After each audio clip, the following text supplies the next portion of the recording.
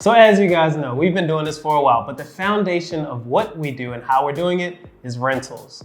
And the way rentals work is that you have to have tenants who live in your properties. Now, we've had some really great tenants, but we've had some really bad tenants too. So tenants tend to be, although they're great for cash flow when they're paying, right? They can also be a bit of a headache throughout your process. So we want to share and get kind of out of our system and into yours, just a few of the horror stories that we've had working with tenants. And we'll make sure we share how you can avoid some of them as well. But literally horror stories. So you hear stories about things, and this has happened to us, where a tenant comes in and they move in and they say, I'm a little short this month. And then they're short the next month. And the next thing you know, month after month goes by and you're being lenient and things happen and you're 3 months behind. And then you have to figure out a way to evict them with cause. So here's the issue. When you are trying to balance being a community builder and being really passionate about working with people, working with individuals, sometimes that makes you want to bend a little bit more than what makes sense from a business perspective. And here's the thing, as you try to give a little here and there, what happens is you're putting the tenant in a position where they financially will not and cannot ever catch back up. When you start getting month, 2 months, 3 months behind, you're putting as much stress on you as you are on the tenants. You have to follow your process consistently. And that means holding people accountable to the lease that they signed, be it, you just gotta do what you gotta do. And so we've learned as people are getting behind, you gotta pull the trigger and you have to start that process early on, even if you're just filing a notice but not moving all the way through it. So it's already with the court as you're trying to work with them to get payment arrangements or whatever it is. So that's number one.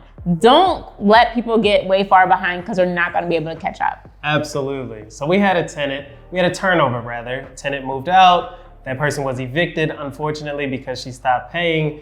And we had another tenant move in relatively quickly. We got new paint on the walls, fixed it up, had a new person move in. Within 3 weeks or so, the tenant calls us and says the plumbing is not working. And we go through the normal questions. Well, is there hair in the drain? Did you snake it?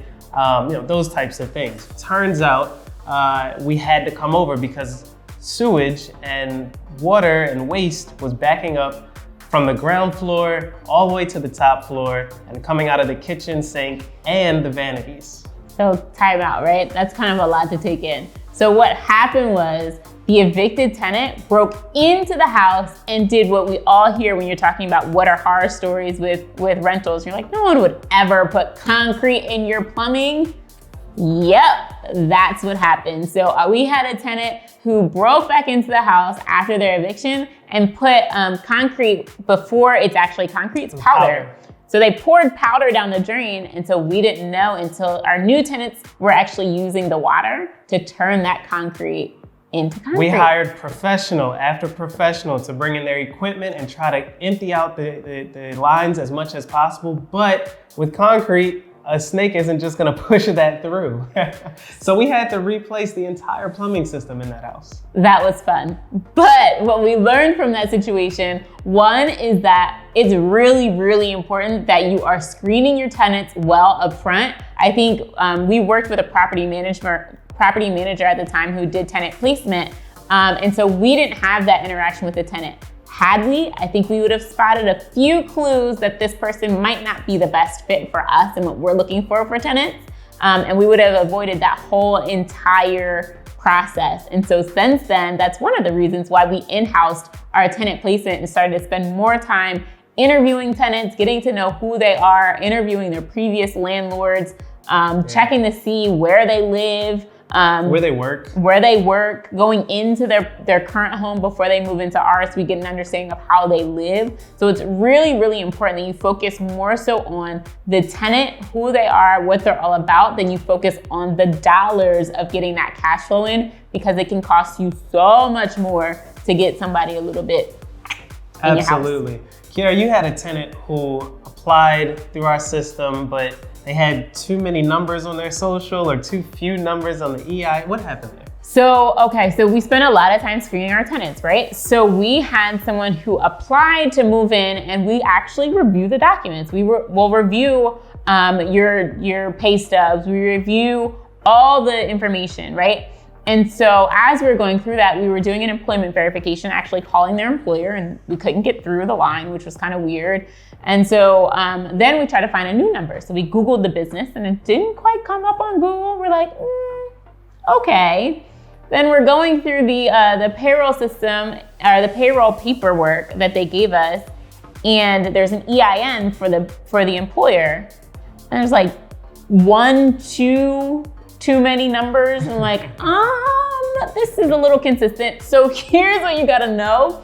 Tenants, what we like to call professional tenants, people who know how to work the system, know how to try to navigate getting into properties, getting out of properties, not paying, evictions, all that kind of stuff.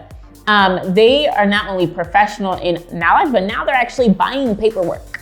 So you really have to make sure that you're paying attention to the documents. And again, you're not rushing the process to get a tenant in. I know you want to kind of get your holding costs down. You don't want to be out of pocket, but sometimes you really, really need to take a second so you're not, buying a headache and trading a little bit of cash flow for a whole lot of headache later. Because they're definitely buying paperwork these days. Absolutely. We had a tenant one time move in March of some year, and that's right around tax time when people get a large refund back. So she just so happened to have first month's rent as well as security deposit. But she had no job. She had no job. The property management company screened her and did a very, very good job. And suddenly she was a temporary employee whose temporary assignment ended.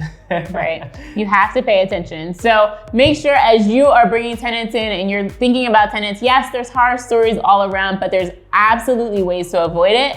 And those ways always include having a process and sticking to it. To learn more, visit us, stay in touch, and ask questions. Charm City Buyers, our website, Instagram, Facebook, YouTube, and Twitter.